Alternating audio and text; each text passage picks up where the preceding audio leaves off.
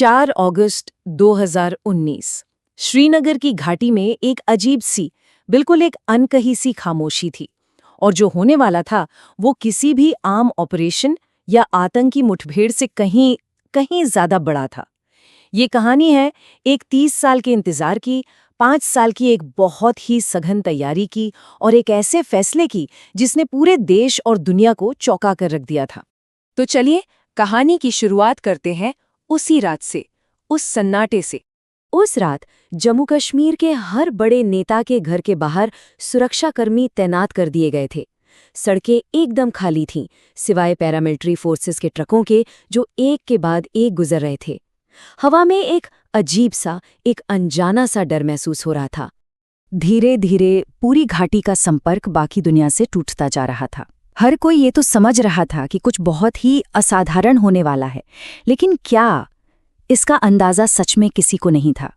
यहाँ तक कि नेशनल कॉन्फ्रेंस के नेता फारूक अब्दुल्ला को भी यही लगा कि शायद कोई बड़ा आतंकी हमला रोकने की तैयारी चल रही है। तो सवाल यही था कि इस अभूतपूर्व तैयारी के पीछे का असली मकसद आखिर था क्या? इस पूरी कहानी को परत दर परत समझने के लिए हम इन हिस्सों पर एक एक करके नजर डालेंगे। तो फिर अगली ही सुबह ये सारा रहस्य दिल्ली में संसद के अंदर खुल गया। सुबह के ठीक 11 बजे थे जब गृहमंत्री अमित शाह ने राज्यसभा में ये शब्द कहे तो एक पल के लिए पूरा सदन शांत हो गया। एकदम सन्नाटा, किसी को अपने कानों पर यकीन ही नहीं हो रहा था। और फिर एक तरफ से तालियों की जोरदार गड़गड़ाहट थी तो दूसरी तरफ जबरदस्त हंगामा और नारेबाजी। ये खबर बिल्कुल आग की तरह फैली। पाकिस्तान से लेकर दुनिया भर के मीडिया चैनल्स तक हर कोई हैरान था, स्तब्ध था। लेकिन ये तो सिर्फ वो लहरें थीं जो सतह पर दिख रही थीं। इस फैसले की जड़ें तो कई साल पुरानी थीं। तो चलिए अब समय में 5 साल पीछे चलते हैं और उस व्यक्ति के नजरिए को समझने की कोशिश करते हैं जिसने इस पूरी योजना को असल में आकार दिया था। इस पूरी कहानी के केंद्र में है आर्टिकल 370। अब देखिए, सरकार के नजरिए से ये सिर्फ एक कानून नहीं था। उनका मानना था कि ये एक ऐसा कानूनी कवच है जिसकी आड़ में दशकों से अलगाववाद को बढ़ावा मिल रहा था। वहीं दूसरी तरफ कश्मीर के कई लोगों के लिए ये उनकी खास पहचान और स्वायत्तता का प्रतीक था। साल 2014 जब नरेंद्र मोदी प्रधानमंत्री बने तो उनका एक बहुत अहम फैसला था अजीत डोभाल को नेशनल सिक्योरिटी एडवाइजर यानी NSA अपॉइंट करना। और कह सकते हैं कि यहीं से इस बड़े बदलाव की नींव पड़नी शुरू हो गई थी। डोभाल का साफ मानना था कि ये काम रातों रात नहीं हो सकता। इसके लिए एक लंबी और एक चरणबद्ध यानी स्टेप बाय स्टेप योजना की जरूरत थी। तो ये कोई अचानक लिया गया फैसला बिल्कुल नहीं था। ये एक बहुत सोची समझी रणनीति का नतीजा था जिसे पूरे 5 सालों तक पर्दे के पीछे से बड़े ही गोपनीय तरीके से अंजाम दिया गया। इस रणनीति के 3 मुख्य स्तंभ थे। पहला, आर्थिक, यानी युवाओं को डेवलपमेंट से जोड़ना।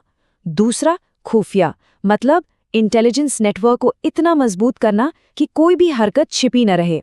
और तीसरा, सबसे जरूरी, वित्तीय, यानी उन नेटवर्क्स को तोड़ना जिनसे अशांति फैलाने के लिए पैसा आता था।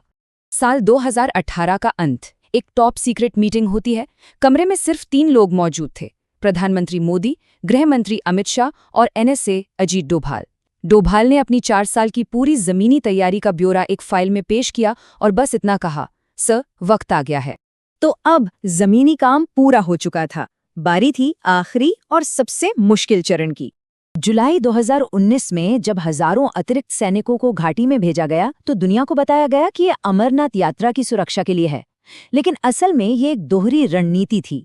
इसका असली मकसद था 5 अगस्त के फैसले के लिए जमीन तैयार करना और किसी भी तरह की बुरी से बुरी प्रतिक्रिया को रोकने के लिए पहले से ही तैयार रहना। अब सबसे बड़ी चुनौती थी कानूनी और राजनीतिक।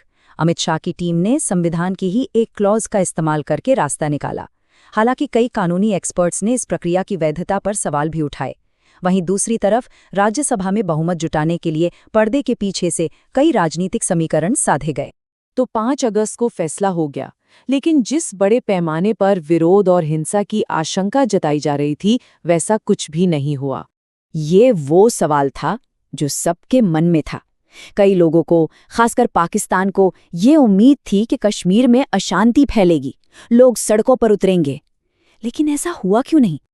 देखिए, इसका जवाब सरकार की उन 5 सालों की तैयारी में ही छिपा था। जब तक फैसला सुनाया गया, तब तक अशांति फैलाने वाले लीडर्स को या तो नज़रबंद कर दिया गया था या उनके फंडिंग नेटवर्क्स पूरी तरह से तोड़े जा चुके थे। साथ ही कम्युनिकेशन के सभी रास्ते बंद थे और पूरी घाटी में सुरक्षा बल का पूरा नियंत्रण था, जिससे किसी भी तरह के विरोध को संगठित करना लगभग नामुमकिन था। इस फैसले के बाद जम्मू कश्मीर में वाकई कई बदलाव हुए। दशकों बाद पंचायत चुनाव हुए, जिसमें रिकॉर्ड मतदान हुआ। देश के बाकी जरूरी कानून जैसे आरटीआई, आरक्षण वहां लागू हुए और टूरिज्म ने तो साले पिछले रिकॉर्ड तोड़ दिए। हालांकि ये भी सच है कि स्थानीय राजनीतिक प्रक्रिया और राज्य के दर्जे की बहाली को लेकर अब भी कई सवाल बाकी हैं। तो ये कहानी थी एक लंबे समय से चले आ रहे संवैधानिक प्रावधान को हटाने की, जिसके लिए सालों तक योजना बनाई गई और जिसे बेहद गोपनीयता के साथ एक रणनीतिक तरीके से लागू किया गया।